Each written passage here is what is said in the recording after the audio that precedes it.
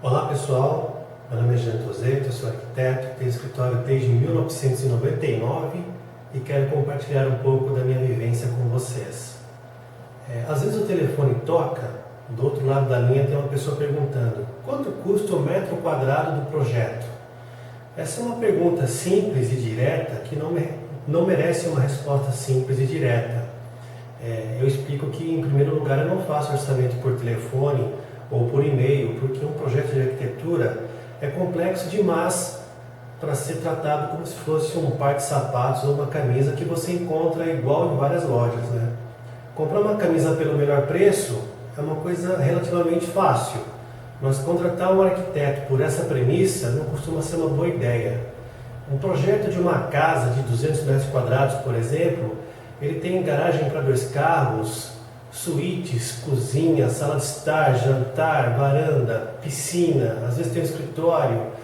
E ele é muito mais complexo de projetar, por exemplo, do que um galpão de um depósito de materiais de construção que tem apenas um banheiro de acessibilidade universal. Então, se você aplicar a razão de metro quadrado para um projeto de arquitetura de uma casa e comparar com o metro quadrado de um galpão, ou a casa vai ficar barata demais o projeto, ou o projeto do galpão vai ficar caro. Então, o que é o correto fazer? Existem tabelas fornecidas por entidades que agregam arquitetos e engenheiros que trabalham com métodos para você formular o valor do projeto arquitetônico, bem como projetos complementares de instalações elétricas, hidráulicas, projeto estrutural, paisagismo, decoração de interiores. Esses métodos levam em conta a hora trabalhada que vai ser consumida na elaboração do projeto, o número de profissionais envolvidos na tarefa, e são métodos que às vezes são complicados demais para o próprio profissional e para o próprio cliente entender a composição dos preços, né? O resultado prático disso é que os orçamentos feitos com essas tabelas eles ficam caros demais para a realidade do mercado brasileiro.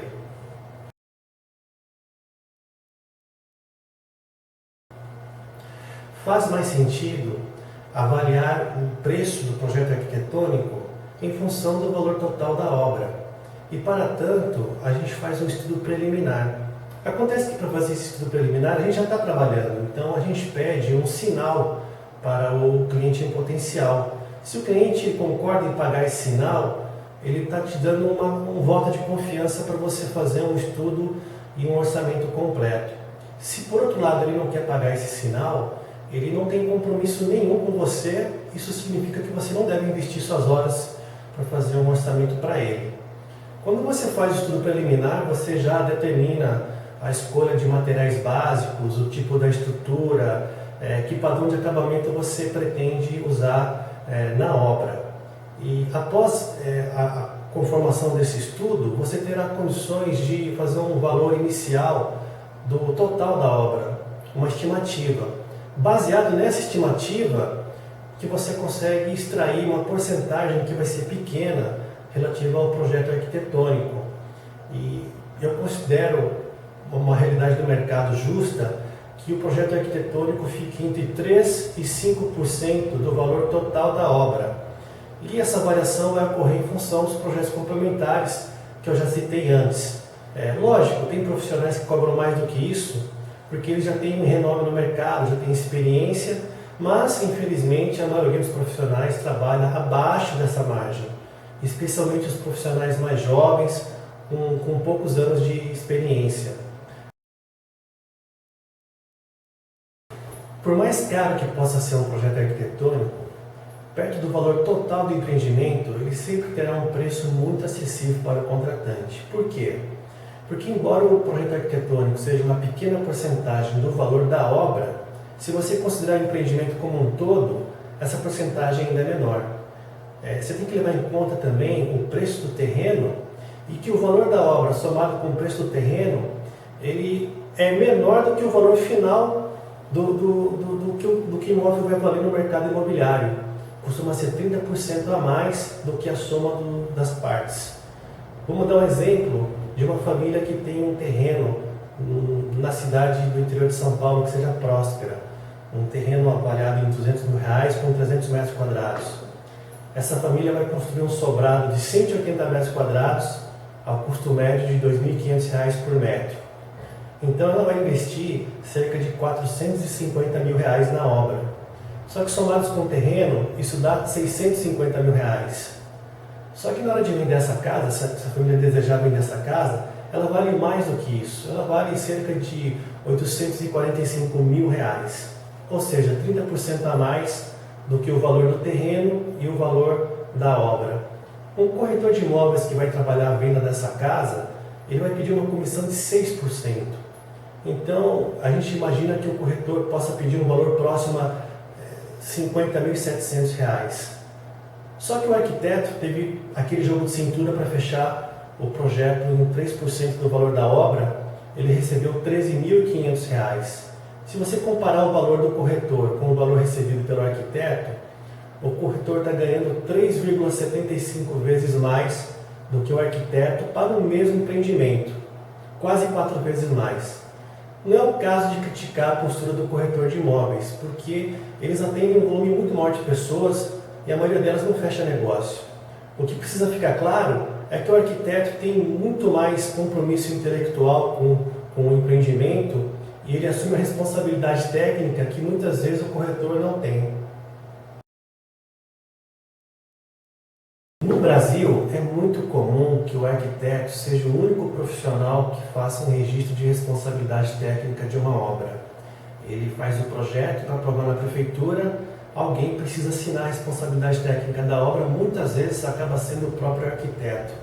Porque não é todo mundo, aliás, a minoria das pessoas que contrata a construtora constituída para fazer uma obra.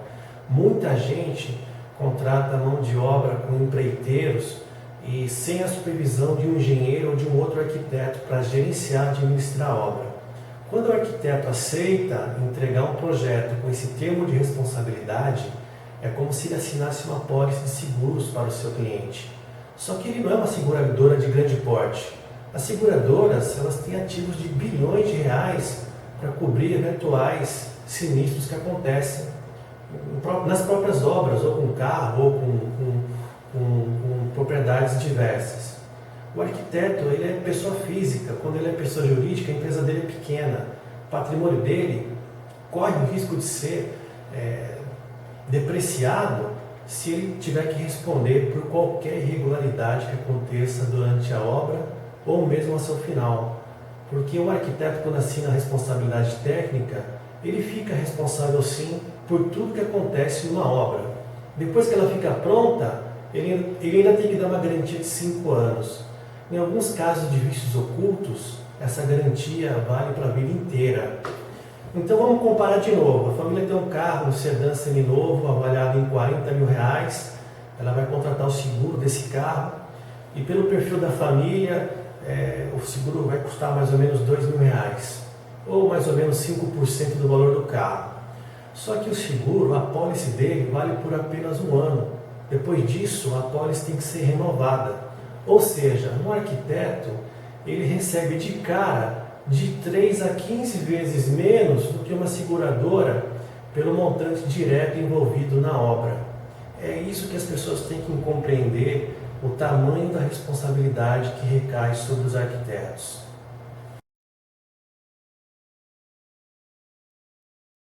Se os escritórios de arquitetura tivessem capital aberto na Bolsa de Valores, eles seriam avaliados pelos investidores conscientes de 2 formas: pelo seu valor intrínseco e pelo seu valor de mercado. O que é o valor intrínseco de uma empresa?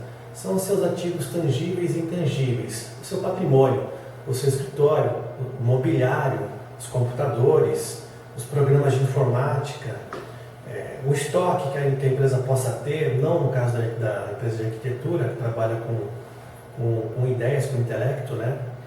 E o valor de mercado é quanto as pessoas estão dispostas a pagarem para se tornarem sócias de um empreendimento. Tá? Isso é mais variável, isso tem a volatilidade do mercado. Sempre que o valor de mercado apontado pela ação for maior do que o valor intrínseco de uma empresa, existe a margem da especulação. Quem compra uma ação que está mais cara do que a empresa vale, está com a esperança de que essa ação vá valorizar para ela poder revender para outro investidor.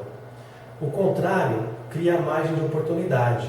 Quando o valor de mercado de uma empresa está abaixo do seu valor intrínseco, é a oportunidade do investidor inteligente de saber que lá na frente os valores vão se equiparar e ele vai ter a sua margem de lucro. No projeto de arquitetura, essa lógica não vale. Por quê? Se você tem o valor do projeto de arquitetura intrínseco e o arquiteto vai pelo valor de mercado que a maioria está cobrando no seu entorno e abaixa o valor desse projeto, quem estiver contratando ele pode até imaginar que está tendo uma oportunidade boa nas mãos, mas está correndo alto risco de receber um projeto aquém da qualidade mínima que se espera. Então aquele arquiteto que se habitua a trabalhar com o valor de mercado abaixo do valor intrínseco da sua profissão, ele não vai ter uma carreira de sucesso, porque ele vai ter envolvido com clientes e com obras que vão te entregar mais risco do que retorno financeiro. Por outro lado, o arquiteto que trabalha com valor intrínseco, ele se obriga a entregar um projeto de primeira qualidade, porque só assim ele vai ter a manutenção da sua carreira em longo prazo. Em muitas regiões do Brasil, o mercado de arquitetura está trabalhando com preços abaixo do valor intrínseco. O valor de mercado da arquitetura não está valorizado devidamente. Você vai seguir a boiada? Não é uma boa ideia. Você tem que combater o aviltamento da profissão por uma iniciativa sua, senão você não vai ter uma carreira longa, conforme eu já disse antes. Esperar que o conselho profissional, que o sindicato vai entregar a solução, também não é um bom caminho, porque os dirigentes dessas entidades, eles estão fora do mercado de trabalho, eles não têm uma visão de mercado, eles estão preocupados com a própria reeleição, estão preocupados em espetar o que os políticos estão fazendo nas esferas do poder, e eles têm a função dele de fiscalizar a profissão, vamos respeitar isso, mas para valorizar a profissão, a gente depende da gente mesmo. Não aceitar proposta de trabalho abaixo do que a gente considera justo.